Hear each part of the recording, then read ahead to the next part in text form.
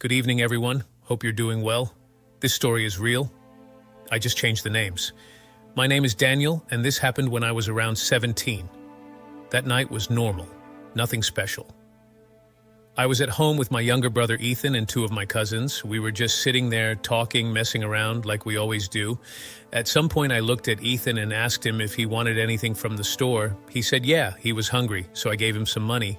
My cousins started asking for things too, so I just told him to grab everything and come back quickly. The store was really close, like 5 minutes. Not far at all. He left around 9. We didn't think about it at first, we just kept talking. But after a while, I checked the time again and realized he'd been gone longer than he should have. It wasn't something big at the start, just one of those small thoughts, like, why is he taking this long? I asked my cousins, and one of them said maybe he ran into someone outside and started talking. The other one joked that maybe he took the money and disappeared somewhere. I didn't like that joke, because I knew my brother. He wouldn't do that. We waited a bit more, but I couldn't sit still anymore. I got up and said I was going to check. One of them told me maybe he came back and went inside without us noticing, so I checked the house first. I went through the rooms quietly so I wouldn't wake my parents. He wasn't there. That's when the feeling changed. It stopped being maybe he's late and started feeling like something was actually wrong. We went straight to the store. I asked the guy there if he saw him. He said yeah, he came, bought what he needed, and left a while ago. That answer didn't help at all. If anything, it made it worse. On the way back, there were two paths, one longer but between houses, and one shorter but dark and empty. I chose the one between houses, because Ethan was the type to get scared easily at night. There's no way he would have taken the darker streak. We were walking, and no one was really talking anymore. Just that quiet feeling between us. You know when something feels off, but no one wants to say it out loud. After maybe 15 to 20 minutes, we turned near the edge of our area, and I saw something on the ground. At first, I didn't even realize it was him. I just saw someone lying there. Then I got closer, and I started running. It was Ethan. The bags were around him. Everything we asked for just scattered on the ground. I dropped down next to him and grabbed him, calling his name, shaking him like he was just going to wake up and complain. But when I turned him over, I saw the blood. There was a lot of it. Too much. He had been stabbed, more than once. And I don't know how to explain that moment, but everything just stopped, not around me, inside me, inside. I couldn't react, I couldn't think, I just stared at him. Less than an hour ago, he was sitting with me, talking normally, and now, he wasn't. One of my cousins told me to go get my dad. I didn't want to, I swear I didn't want to, because I knew, once he saw him like that, everything would change. But I ran anyway. I don't even remember how I got home. I just remember knocking hard on my dad's door. When he opened, I told him something was wrong, and we all ran back. My dad reached him first, and the moment he saw him, he broke. I had never seen him like that in my life. He dropped next to him, calling his name, telling him to get up like he was still there, like he could still hear him. My mom came right after, and everything turned into noise. People shouting, crying. But for me, it went quiet. Because at that moment, I knew one thing for sure. This didn't feel random. After that night, things didn't feel real. People kept coming to the house. Relatives, neighbors, everyone trying to say something, trying to comfort us.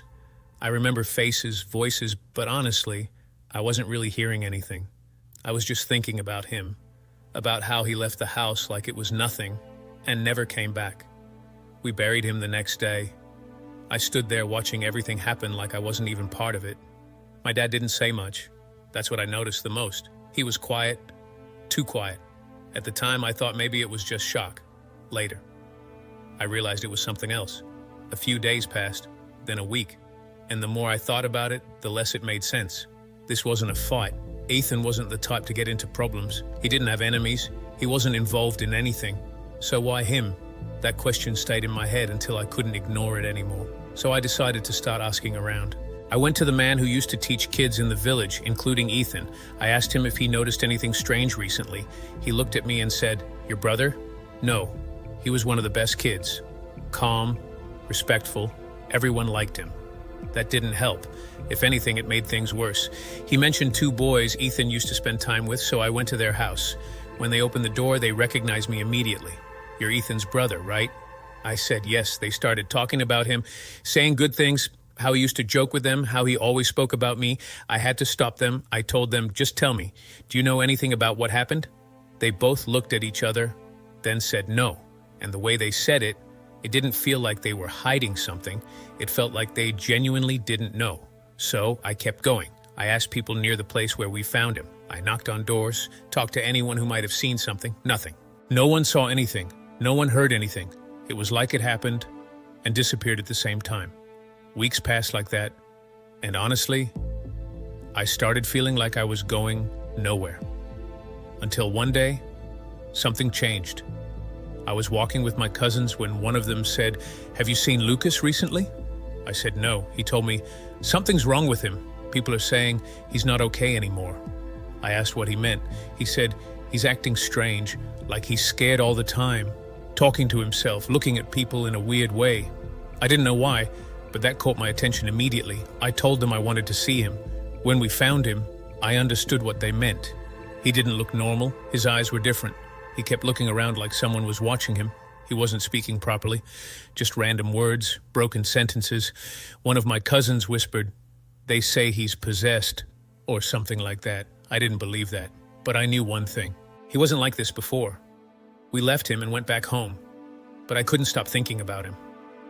A couple of days later, I saw him again. This time I was alone. I walked past him without saying anything, but suddenly I heard him call me. "Hey!" I stopped, turned around. He was looking straight at me, and this time he looked different, not calm, but aware. He walked toward me slowly and said, "Your name is Daniel, right?" That surprised me. I asked him how he knew that, but he didn't answer. Instead, he said something that didn't make sense at first. "I had nothing to do with it, I swear. I didn't do anything." I frowned and asked him, "What are you talking about?" He started shaking. "I didn't kill him. I didn't. Then suddenly, he ran. I just stood there, trying to understand what just happened. But something about what he said didn't leave my head. The next day, I went looking for him again. This time, I wasn't just passing by. I wanted answers. When I found him, I spoke calmly. I didn't rush him. I told him, "Relax.